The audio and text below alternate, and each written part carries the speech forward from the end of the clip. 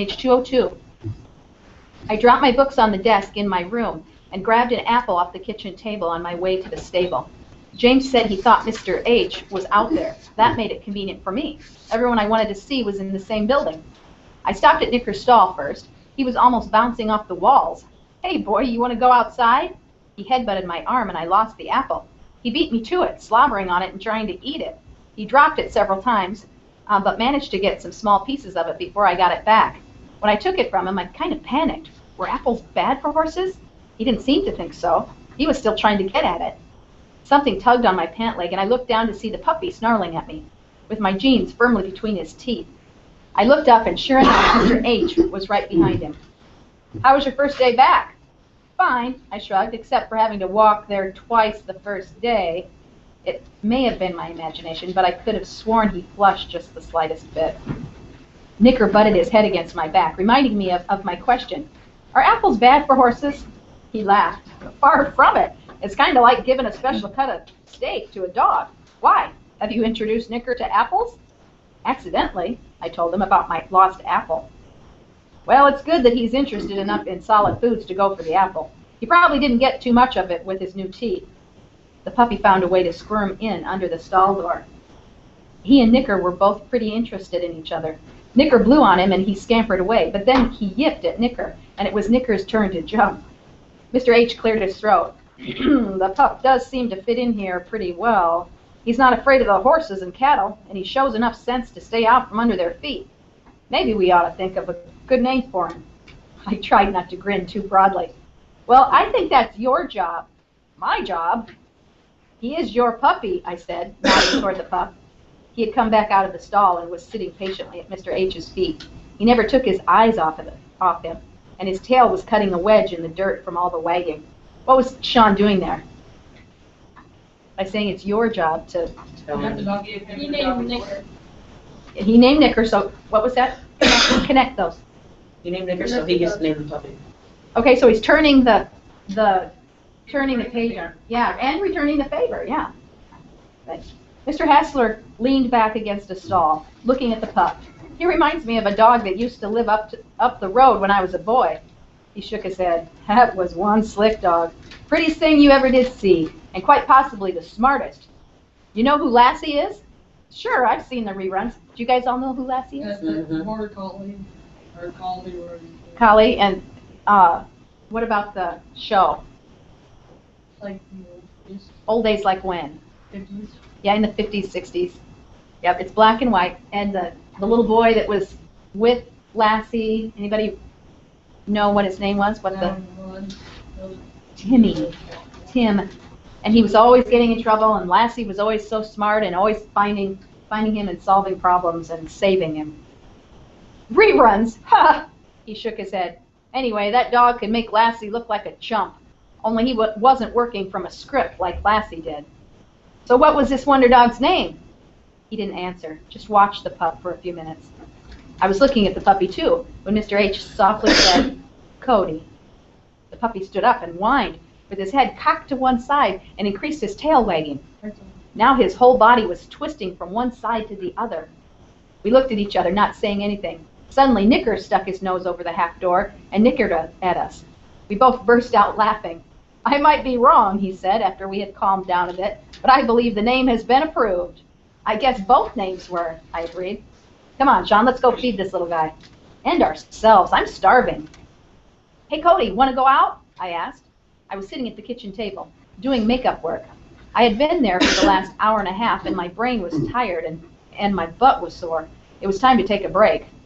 Cody was curled up in his basket next to the oven, sleeping soundly. He didn't need to go out, but I did. "Hey, Cody," I said, a little bit louder. He looked up and blinked his eyes at me. He yawned, stretched his front legs straight out in front of him, and closed his eyes. "Stupid dog, what good are you?" I asked crossly. I slumped down in the chair and hung my head over the back. I stopped when I saw Mr. H upside down in the doorway. "Hey," I said, straightening up. "Hey yourself. You look like you need to go play in the hay and wake up." "I know. I was trying to get Cody to wake up so I would have a reason to go out." Mr. H just raised his eyebrows. I looked down at my feet. There was Cody sitting on my shoelace, looking wide awake.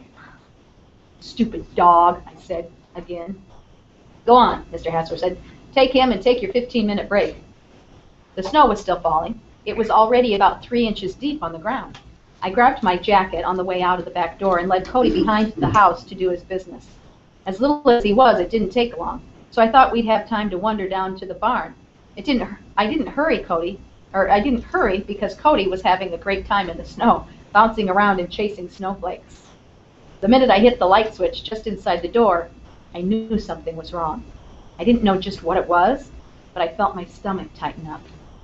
I walked slowly down the row of stalls, trying to figure out what was wrong.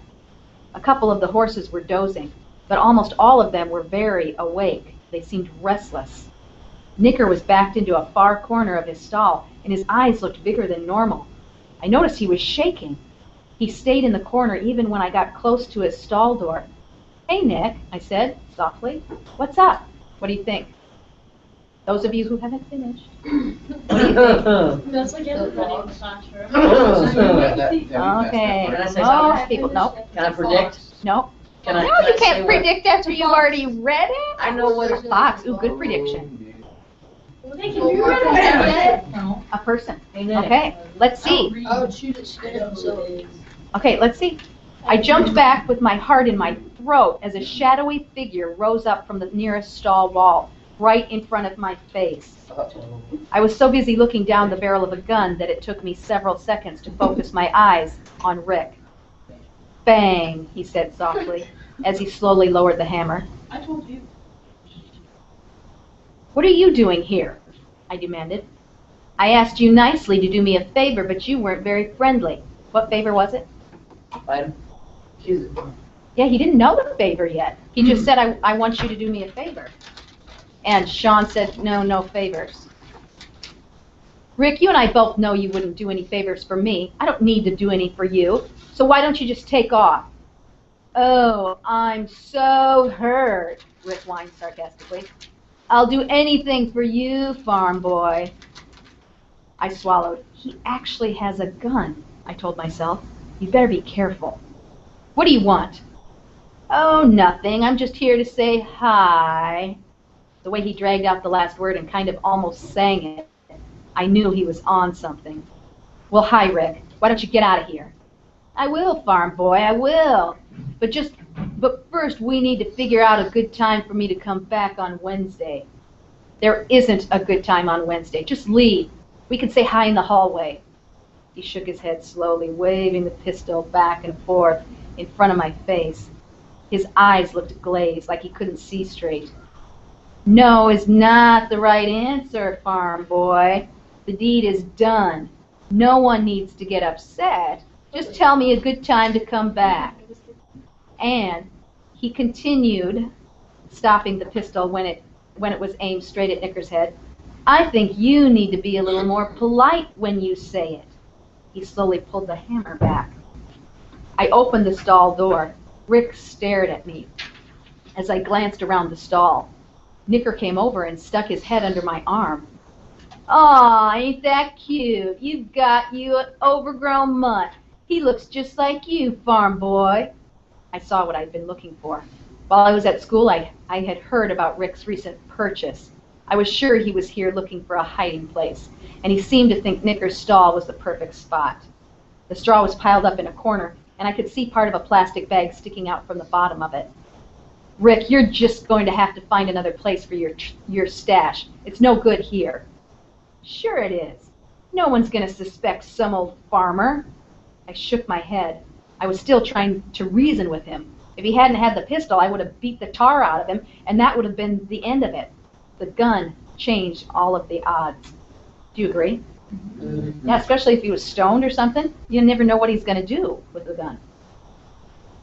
No, Rick, it's not good. The horses not only kick the straw around and sleep on it, they also eat it. If you leave it in here, you've just spent a ton of money getting some horses really messed up. He looked at me, and I could tell he was concentrating as hard as he could. Without drugs in his system, he wasn't a bright thinker. But once he got high, almost all functions came to a stop. Now see, you've pissed me off. You've wasted my time. How have I wasted your time? I demanded. If you'd been a little more cooperative this afternoon, this whole problem wouldn't exist.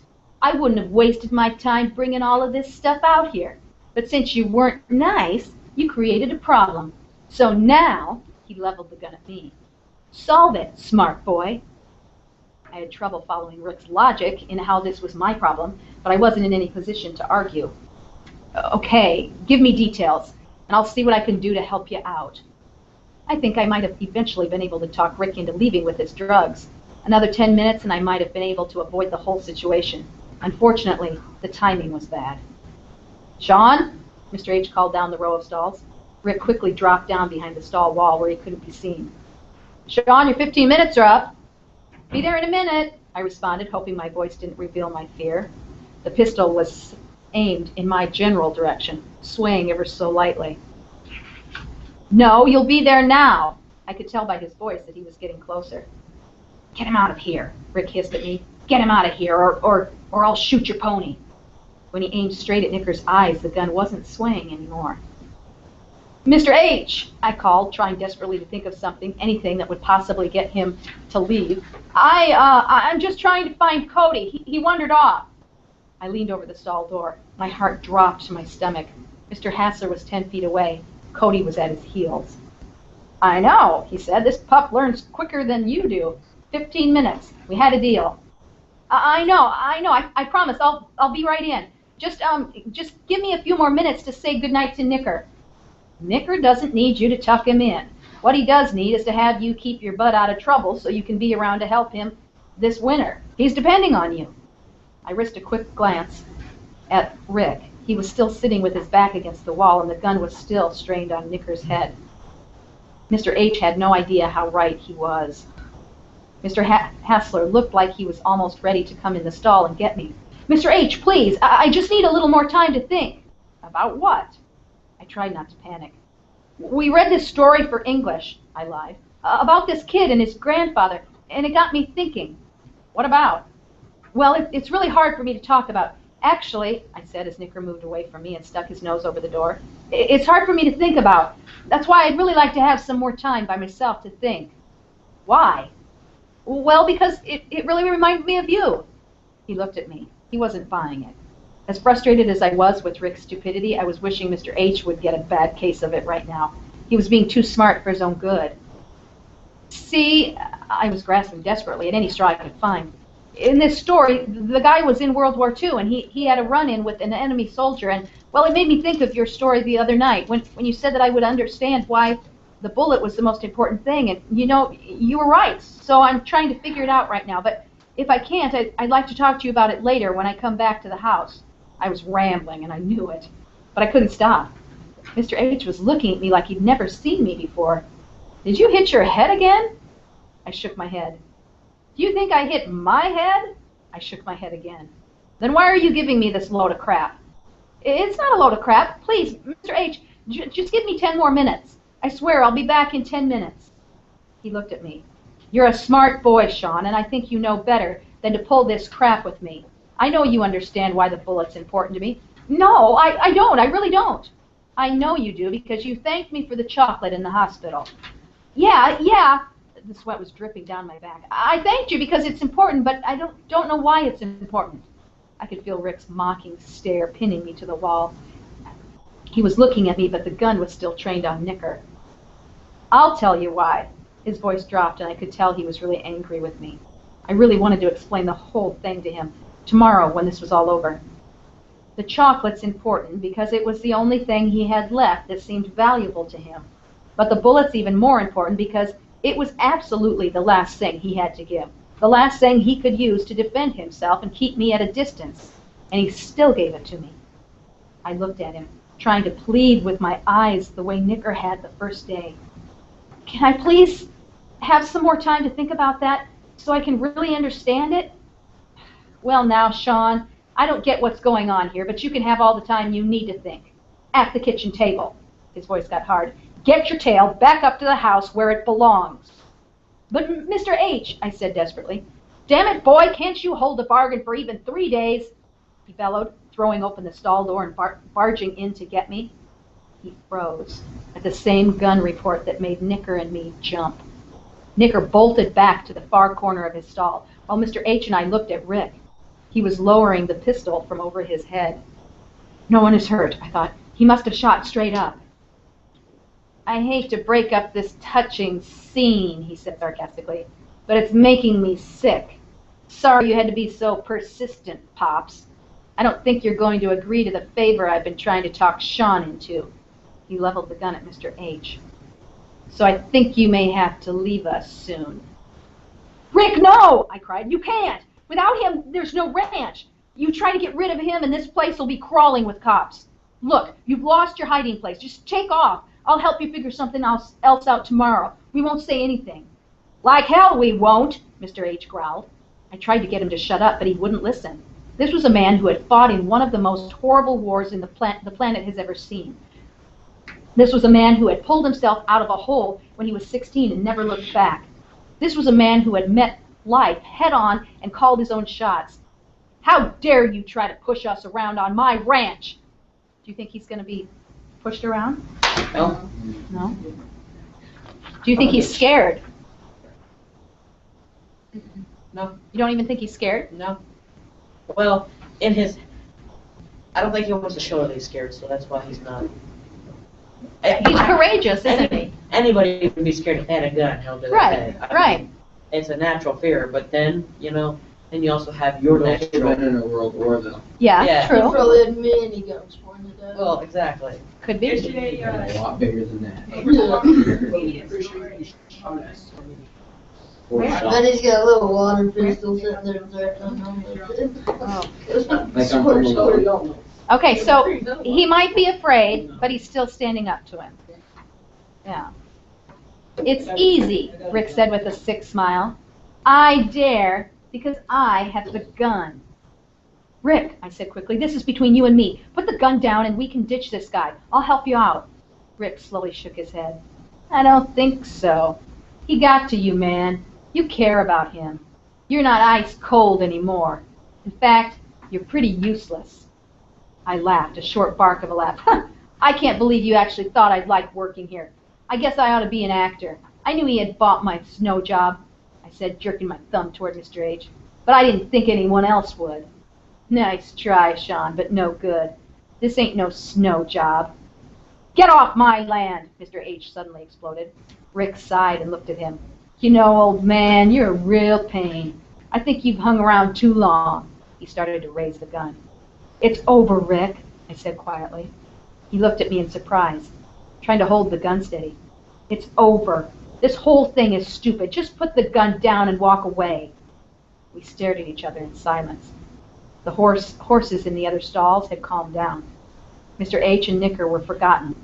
In his stare, I could feel all the hatred of the past years. He's jealous, I thought. He knows I'd found something important here. And what did Mr. H tell him about what other people think and what other people will do when they see you with something good? Try to take it away from you. Yeah. And make you believe that you can't do it. Do you think that's what Rick's doing here? Yeah. Yeah. Suddenly he pulled the hammer back again. Now which one goes first? He asked with a serious expression on his face. What do you mean? I asked. My lips felt cold and dry. Well, farm boy, I warned you that if you didn't get rid of the old guy, I would have to kill your pony. So now they both have to go. He won't do it, I said to myself. He hasn't got the nerve. Rick, I tried again. He began to shift his aim from Mr. H to Nicker and back again, passing over me each time. Eeny, meeny, miny. He dragged out the last word, making his choice. Oh, I can't take the chance, I thought. I can't let him hurt Mr. H or Nicker. Rick moved the gun back and forth, a wild look in his eyes. The instant I saw the gun move past Mr. H, I lunged at Rick. I hit him, but I never felt it.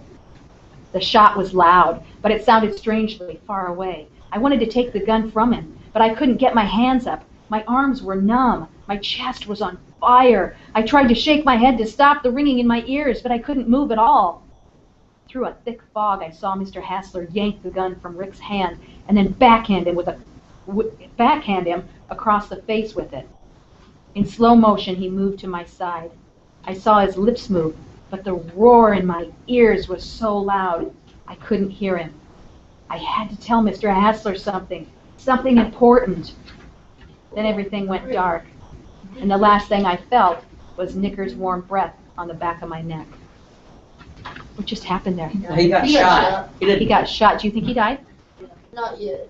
I don't know. He's not dead yet. Okay. Dude, What do you shut up. What do you think? Yeah. You spoiled it at the beginning. I didn't Yeah, know Austin, that don't was tell true me. though. Okay. What do you think was the important thing he wanted to tell Mr. Hassler? That there About were the drugs drugs. in the hay. No. But Honestly, I was so into it, I didn't read that part. About Rick. I didn't read About Rick. He wanted to tell him about Rick. Didn't Mr. Hassler already know about Rick though? I mean, he was right there. And Rick said that he was trying to persuade him to do a favor for him. What's that? Oh. To get him to hide his Can we read the epilogue? Yep, just a minute. What do you think that was though? What the something important that he wanted to tell Mr. Hassler? After we read the epilogue, yeah, and well, actually, I'm going to have you question something here. He made his determination about which one he wanted to save, right? Or do you think he just plain lunged at him? No, he knew who he wanted to. Well, he knew they. He wanted to save Mr. Hassler, but then again, he wanted to save Nicker. So I mean, it's a win-win situation. So he just decided to lunge at him instead of lunging towards somebody else. Okay, but how do we know what he was thinking when he lunged? Where in the text? Look on page 215. Mr. H and Nicker. Okay. He lunged at Rick, is what it said. Okay, look at that paragraph is where I want you to look. Saw the Rick guy. moved the gun back and forth, a wild look in his eyes. The instant I saw the gun move past Mr. H,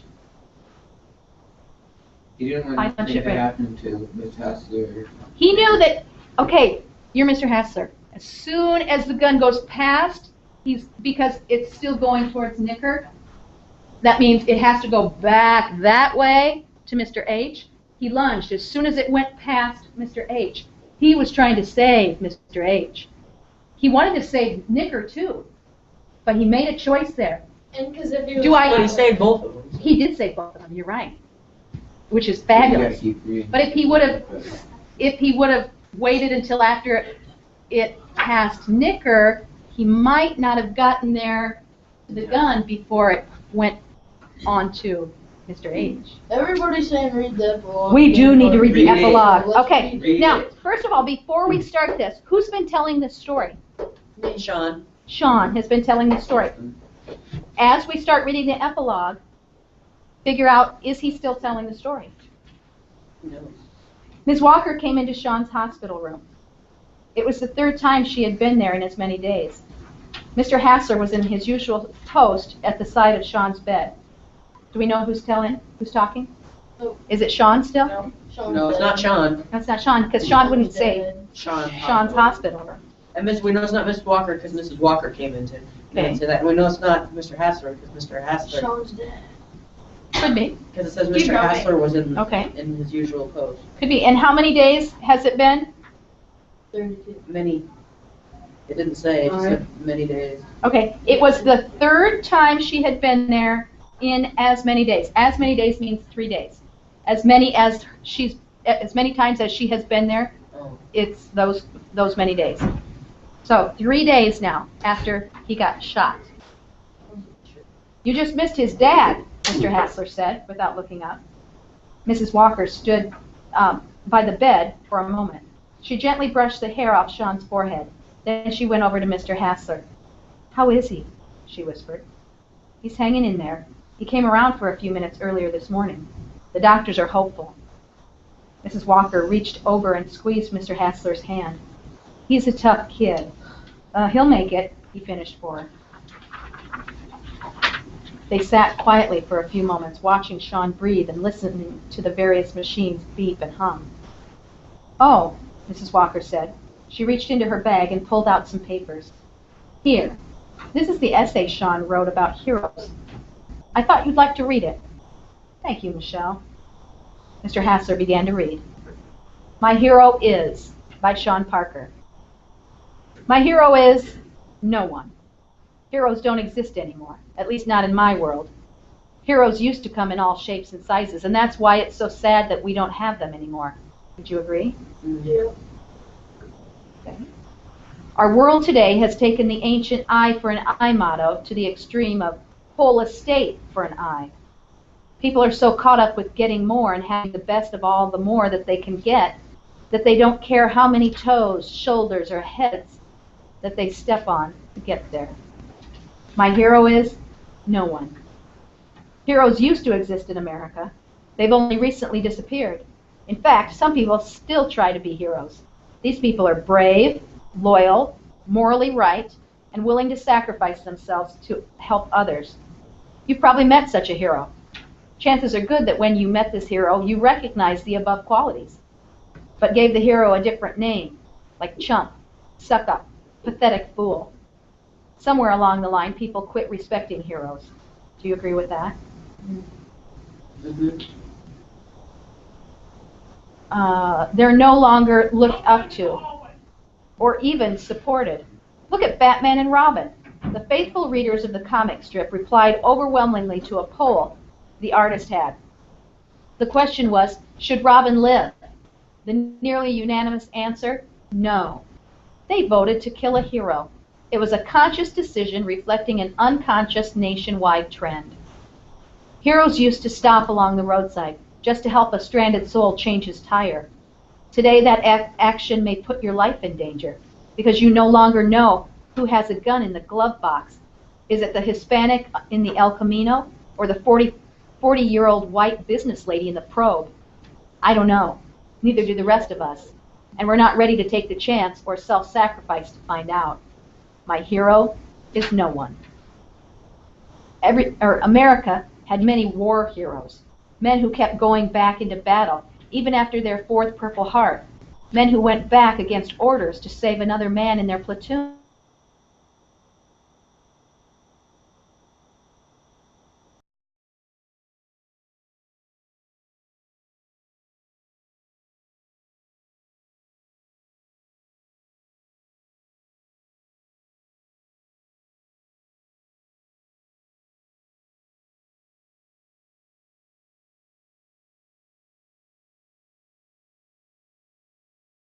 People that most school-age kids look up to are found in some sort of professional sport.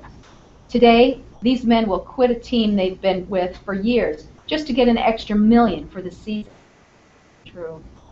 Never mind the coach who saw their potential and developed it. Never mind the teammates who helped make them look good.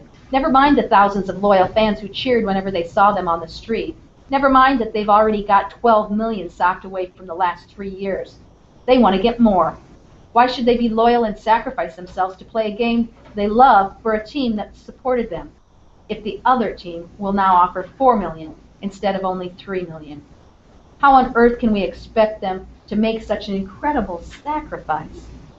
My hero is no one. To name someone as your hero puts pressure on them. People don't want that pressure. They don't want to be good or looked up to, because then they run the risk of failure. It's easier in this life to glide by. It's easier not to put yourself on the line by doing things for others. My hero is no one. To name someone as your hero also makes you vulnerable. What does that mean, vulnerable? What's that? No, Not necessarily. easy to fake. Easy to be disappointed in. When kind of all of those put together, if you're vulnerable, it's easy for you to be hurt by someone or have someone think negatively of you or have someone do something to you. You open yourself up to failure or to criticism or to judgment. And he says, to name someone as your hero also makes you vulnerable because you're stepping out and saying, hey, I look up to that person. And people can judge you for that. People can put you down for that. That person might actually do something negative, and it might look bad on you that you believed in him. When your heroes fail, when they show themselves to be only human, it hurts. To name someone as your hero is to put your trust in them. And as we all know, trusting someone other than yourself is risking being sacrificed. Heroes still exist. They are no longer named, no longer recognized, no longer trusted. There are fewer and fewer heroes each year. I'm surprised they haven't been put on the endangered species list. If you find someone who is brave, loyal, and willing to do those extra things for you, don't say anything to him. Just stay close to him and pay attention. You could learn a lot. My hero is somewhere, I hope. Why isn't his hero Mr. Hassler? I don't understand. That's what it is. Or Nicker. Well, what did you say, Austin? Shh. That's what you want to say. Figure out who his hero is. Okay, so you, okay, that is the end of the book. Listen up for what Austin said. That's very good, Austin, because you think that Sean didn't say my hero is Mr. Hassler because he wanted whoever read it to find their hero. If one of Is these, that what you mean? if we were one Oh, of your that's students, great. if one of these students in here wrote, or one of your students wrote, you had to write a hero essay, Mhm. and wrote a hero essay just like this, said the same exact words and everything, and this book wasn't even written, and it wasn't copyrighted or anything, what would you say to that person? That's a very good question too. Let me think, because I agree with what Austin says. Is that because this book, if you consider the book, is part of the message, and the message that Austin just said is that everyone has to figure out who their hero is. That goes with it. But I agree with you though, because if this whole context wasn't in there, and I asked you who is your hero, I actually probably would want you to tell me who your hero is. Who might be a person? I might ask John, who might be a person that you would hope would be your hero? Because he said, is out there somewhere, I hope. Who do you hope will be your hero? Who can you see might be your hero? I'd probably ask him that. And we can infer here that he really did mean Mr. Hassler because of what things? He wrote World War II. About the World War II. Anything else in there? And the truck, maybe? Truck was that About going back for About going back what? going back to save him. Yeah, yep. That whole war reference was definitely about Mr. Hassler. What else? I'll get you in just a second, sweetheart. What else did he say that gave us the opinion that he was talking about Mr. Hassler? the whole, This whole story about World War. Well, yep, the whole World War II. But other than that, what do you think? Look on the last paragraph, gentlemen. Look on the last paragraph. Okay, Carly, what'd you say? Okay, right above there, that last paragraph.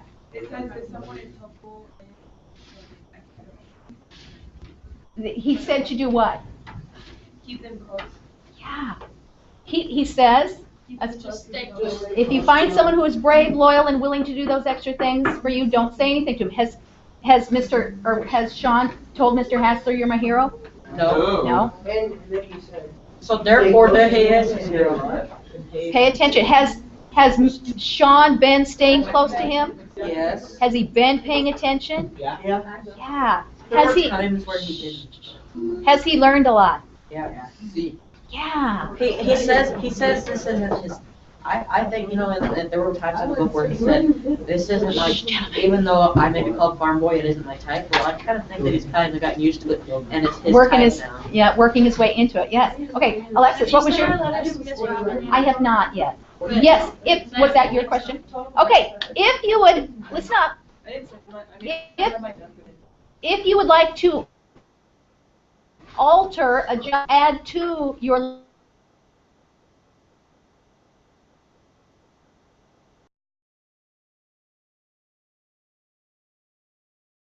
I want to write a second book at Hero. She's probably already. Are you going to say that, Alexis? well, you can say that again because if she's got to hear it from a lot of people before she does it. Yeah. Okay.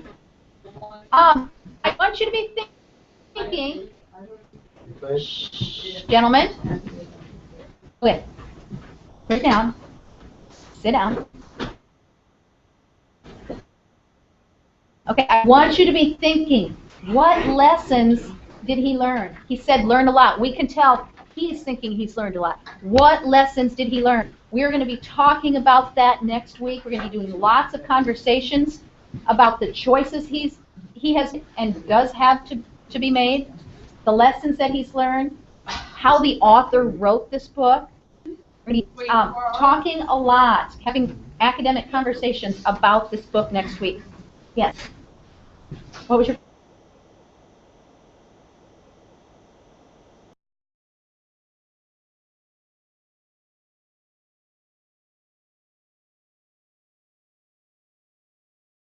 book?